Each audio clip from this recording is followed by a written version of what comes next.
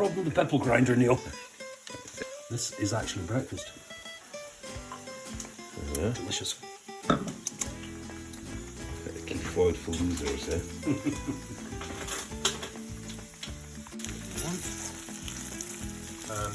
Pouch to camera. Not pouch, Yeah, no. yeah, that's close enough, isn't it? Right, now I'll need several small ramekins.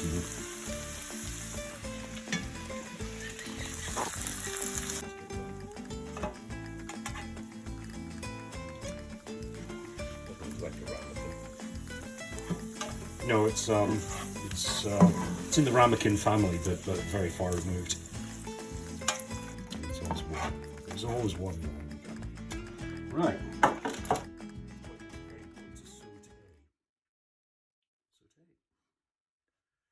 As you can see, this is one we sauteed earlier, yeah?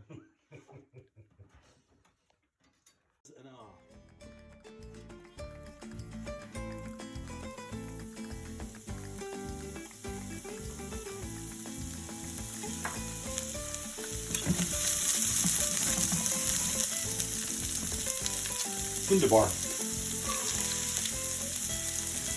Oh, hold on. It's complete. There we are. Luckily they have the advantage of being able to speed this up on the video speed. So anyway, you're going to speed that one up is on the video speed. Narcotics.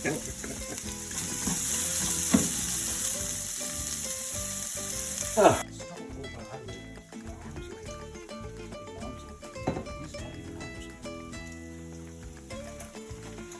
Okay.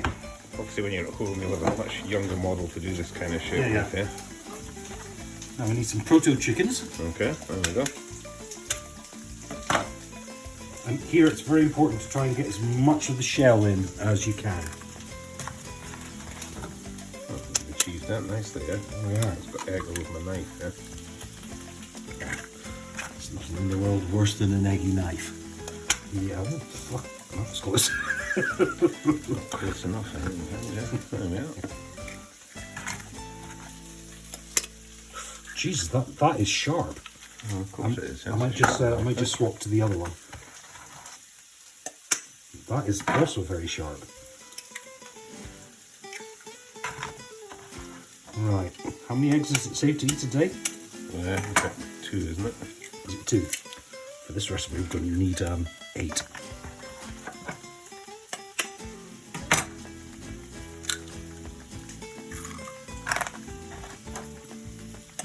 So John, who taught you how to cook? Well, I'm largely self-taught, Neil. Actually, no, my dad sort of taught me to cook. Ah. Sort of. He I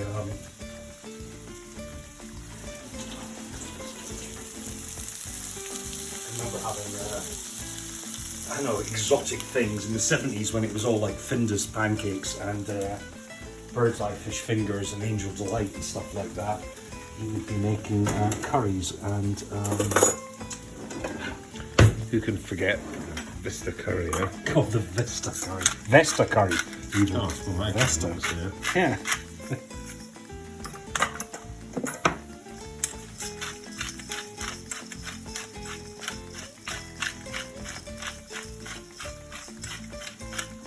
Something, mate, not made of money, yeah?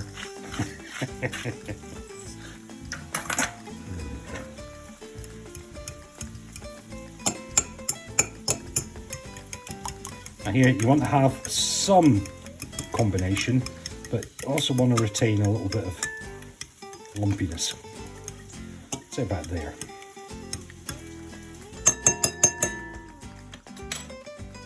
That is of course ready when you can hold it over your head and the eggs don't fall. Oh, that's just that for the texture, yeah.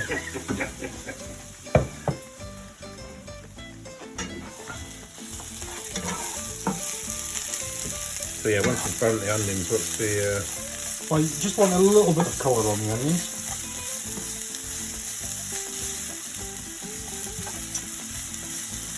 Like so. Like so. And then we're going to introduce a few of these small cheeky chappies.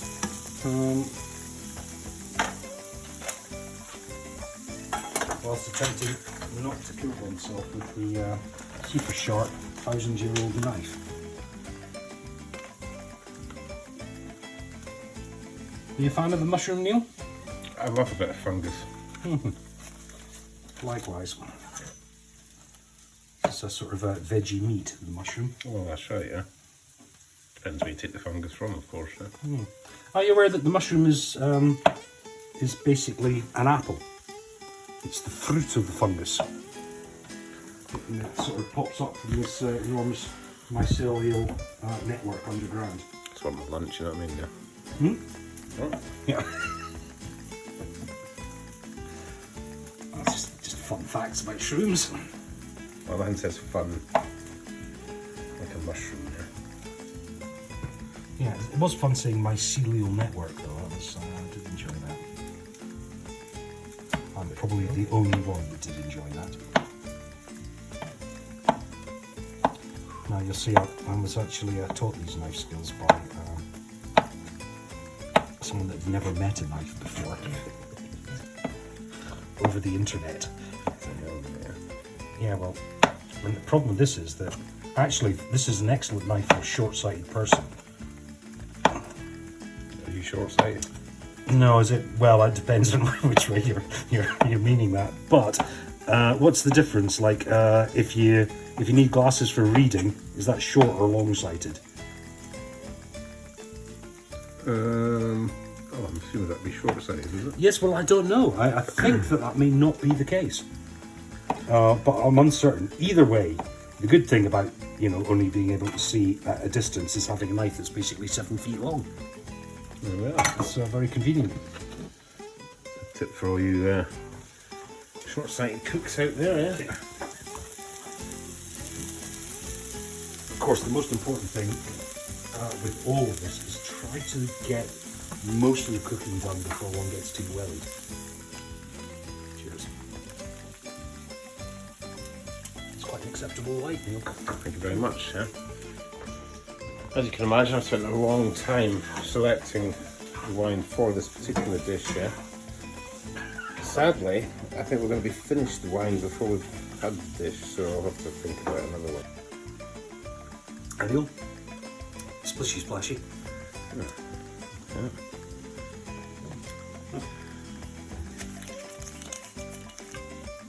It's all about teamwork cooking. It is. That's all about balancing those flavours. There we go. Remember to flavour yourself. Oh, I see, yeah. Yep, we'll be needing that.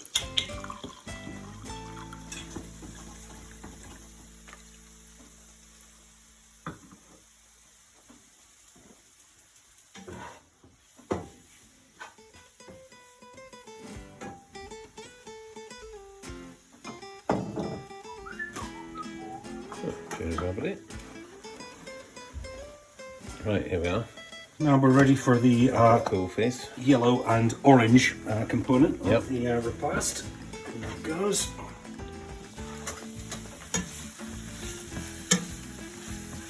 No, we're not concerned about a beige dish, are we? Yeah? Well, it's going to be a nice 70s dish. I may introduce a tiny bit of parsley right at the end just for a little bit of colour. Jesus Christ. First, I'm going to turn it up to a dangerously Now, if you don't high have level. exotic herbs and spices like parsley and so on, yeah, which I believe are available at specialist stores, yeah, you can always use other things, yeah. I like to use a bit of ham, yeah, as my spice or. Yes, yeah, ham is bacon. I think is your essential cooking spice, isn't it? There we go, yeah. Bacon and goose fat. Yeah.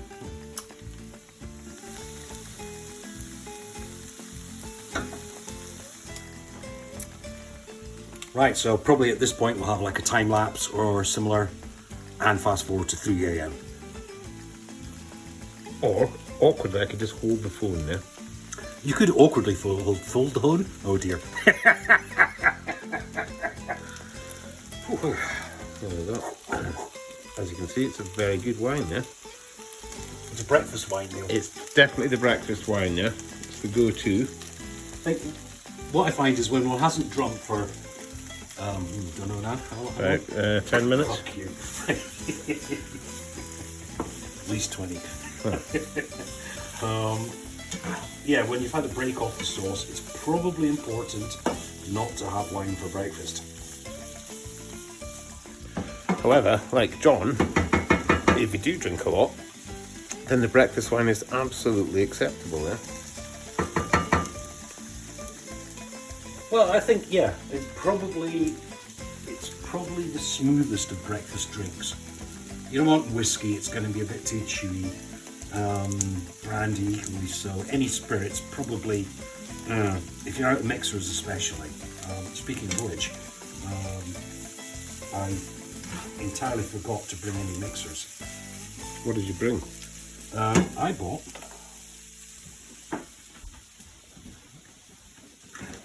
this Okay, strictly not a drink. to go with this. Oh, Jesus.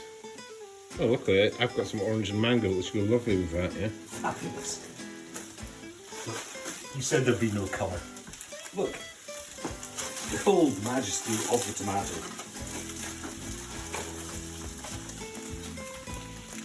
Now, we know this isn't, again, a vegetable, strictly speaking, is it? Technically a fruit, the tomato, Neil. That's another little food fact. Now, thankfully we've got... Now, this is going to end horribly. I'm imagining that if this is propelled with sufficient force, all these tomatoes will stay on this board and not go everywhere. If he does this, he'll be going home straight after, yeah? Are you ready? You do like Paul Daniels pulling the You're not seriously going to do skirt that, off of Debbie McGee. What? Just me? Oh, well. But hey! Oh, not as sharp as I previously thought. What we're going for here is a rustic look. And this may look random to the untrained eye, but I'm actually... Oh, dear. I'll get those later. Hold on. Well, yeah, so rustic is a, you know, it's a state of life rather than, you know, a sort of a cooking instruction. Yeah. It's the sort of thing that can, you know, consume your entire kitchen. Obviously, if you're at home, you'll have much more time than this oaf has to do it, yeah? Right, I think those are probably rustic enough. What do you think?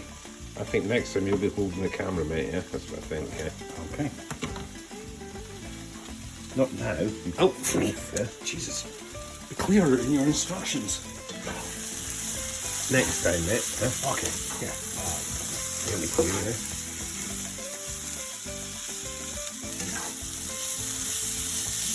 Right. Now, these are suitably sort of warmed. You don't want them cooked as such, just want them slightly warmed through. And the way you can gauge that is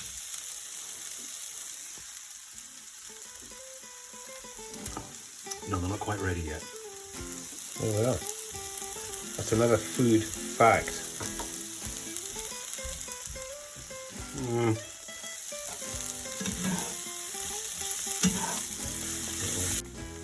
I was just going to say that this probably highlights the importance for storyboarding. Oh, mate, you said you're going to make a fucking omelette. I thought I'd just put the eggs in, get some fruit. Oh, no. No, you're thinking of a simple, straightforward omelette, not the complicated best friend omelette. Yeah, right, okay. That must be some steak to make, isn't it, yeah? It is. Well, John's doing that. Let's see what we can save from this meal, yeah? Now, if you're like me, yeah, and you can't be arsed with all this, and, you know, frankly, we don't know how it's going to turn out. There are options, yeah? What the heck is that? So I'm just looking here, and you'll see here there's a telephone number. take You just fill it up. There's no arsing around. You don't have to saute anything. And the best bit is, at the end of it, you can eat it.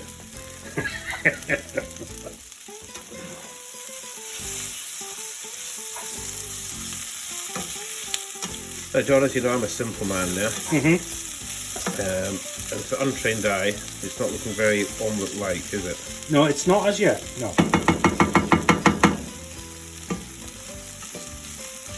However, this is just the very early stages. Tune in tomorrow, you'll be able to see stage 7, where it'll be much more advanced and slightly closer towards being edible. Not being Ward 231, that's Ward 231 if you want to send a little card.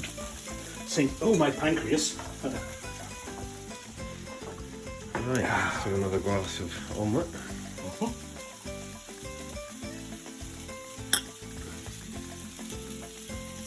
Right, that's looking spiffing. It's now ready to be rusticated. There we are.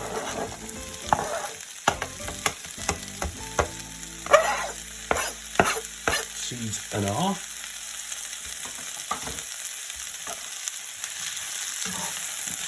Now, if you're like me and don't have a professional cleaner in your house, you might want to cut them with a bit more finesse, yeah?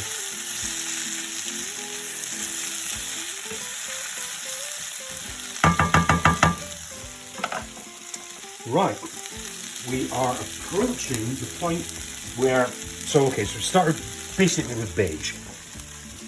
The colour palette was boosted slightly with some light ochres and burnt umbers, and we've introduced a little bit of red for rusticness and flair. The difficulty with this is that it's now no longer essentially looking like a 70s plate, so we're going to remedy that by introducing yet more beige. There we go, yeah.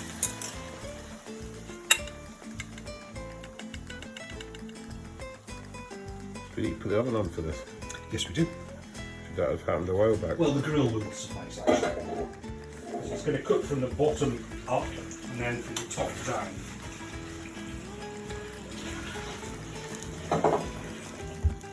So again, when you're at home and you've actually thought this through, yeah, you'll have the oven on and it'll all be good, yeah. Okay, so as you can see, it's got slightly more beigey. And now Would you what like we some need to chives to sprinkle on top? do- Chives? My lord, sir, have you gone insane? Oh. Okay. Yeah, well, okay. Yeah, I well, tend to eat them rather than smell them, yeah. Oh, do you know what we've forgotten? Of course, these smell paprika. Or paprika. Paprika, yeah. I'm getting confused Well, that's there. okay. We can add that later as a... What do you call it? I called it fuck you, Shelton. Oh.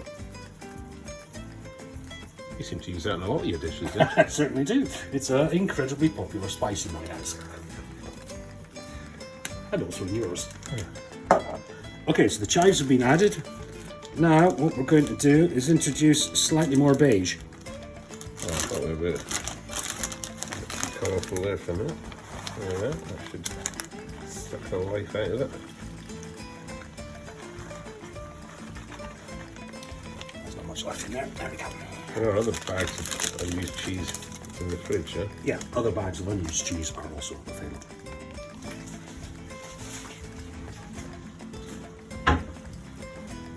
Okay. So have you put the oven or the grill on? I put the oven on, Okay. but there is a reason for that. Oh, uh-huh. Grill is suddenly, or not suddenly, Oh, is it... it's that's its flagging. old tricks. Okay. Yeah, Flagging / flapping. yeah, that's fair to say.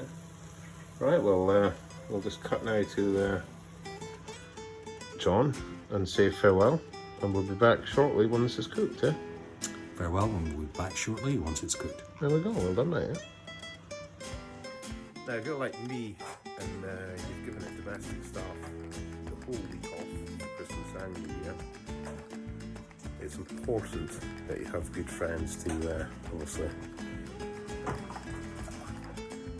sort this. And failing friends, you need to have a JD, yeah? And I got mine at the sales, yeah? As you can see, it's obviously last year's model. It's looking a bit sad now, but Okay. but still fit for purpose. He's not obviously backed up by Microsoft anymore. I'm no longer supported, mate. No longer supported. And yeah, he doesn't realise how true that is, yeah? Anyway, back to the gubbins. As you can see here, everything's sort of very colourful now, yeah? Ooh, that looks like that mozzarella, John, now. Yeah, that may have been mozzarella, Neil. Not typically part of the recipe. There they are, You yeah. know, that somehow strangely arrived on the plane. Time-honoured tradition, we have prepared the repast. It is currently languishing in the oven. And it's over to Neil to discuss the perfect wine to pair with that Spanish pan.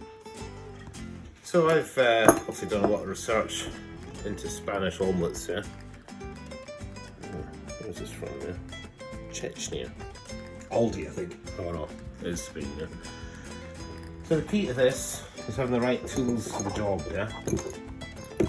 The wrong tool for the job will end in disappointment. And it's not good for a quality wine, so I've also gone for pliers in this particular one. You know, here at home you get supplies, you can use your staff, which is what I normally do, yeah?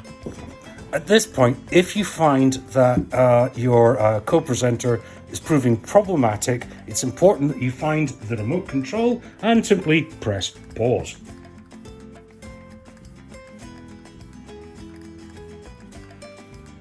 What? So there we are. We've got a nice Rioja. I do like a Rioja. We do like a Rioja, don't we? It comes with a very fetching crown. Yeah. I think that's how you pronounce it, yeah. Of course.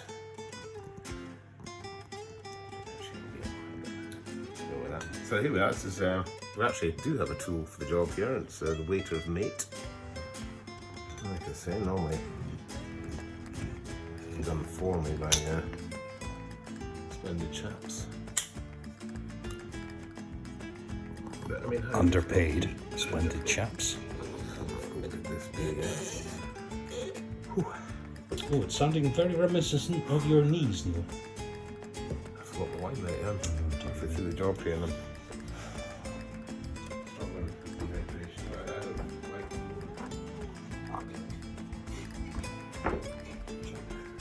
this is a lot harder than you think, John, yeah?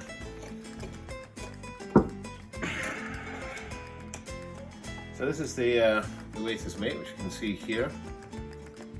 And It's important to...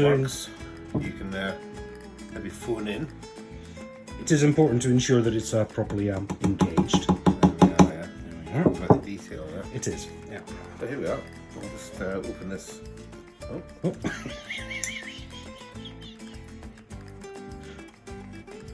As you can see, this is effortless, yeah? The key to this is preparation, and then it'll just slip out.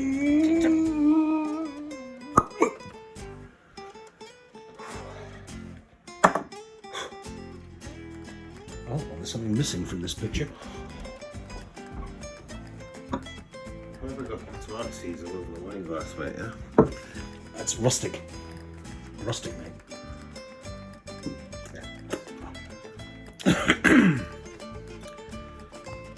So we've had a couple of glasses now, yeah? And I think it's important, if you're a wine expert, to have a couple of glasses, so. Serve this to John, because quite frankly, I'm going to wait till mine's aired. Now, if you can't be arsed waiting for the wine to air, drop from height, introduce oxygen in, making sure you don't spill it, and then offer to guests, yeah? Or in this case, he'll just rudely grab it anyway, yeah? I can tell, Neil, that, forgive me if I'm wrong, but I can tell this was quite a wet year. It is a wet year, John, yeah? It's Scotland, mate, it's always a wet year, yeah? Mm-hmm. And it looks like it might have been a wet year in Spain as well in 2011, yeah? So it's I imagine that is raised on the plains, that particular wine. Oh, I've got the off license, mate, yeah? Yes, but it probably grew up on the plains. Well, I think it grew up on the shelf, mate, yeah? I find that hard to believe. Well, each their own, yeah. Stuff, yeah, you've got to watch for counterfeit stuff. Counterfeit. Counterfeit, yeah. Yeah. You know what I mean, yeah. Yeah, yeah. There's basically people that go around Counting these, counting feet. thighs and whatnot, yeah. Oh yeah, back to omelette. Oh, hold on. I should really tell you what the wine tastes like, yeah? Oh yeah. Right, I'm going to portray how it tastes in through the art of mine. So, as you can see, it's a cheeky, fresh little number, yeah? With some citrus edges. There we go, yeah? And John's also enjoying that. It is a robust wine, there's no question about that, yeah? It's Aldi's finest. So, you know, administer with caution, I think is the message we've learned here, yeah? Caution with the Rioja, Rioja, tomato, yeah, Spanish at its finest, yeah? Okay. And crop.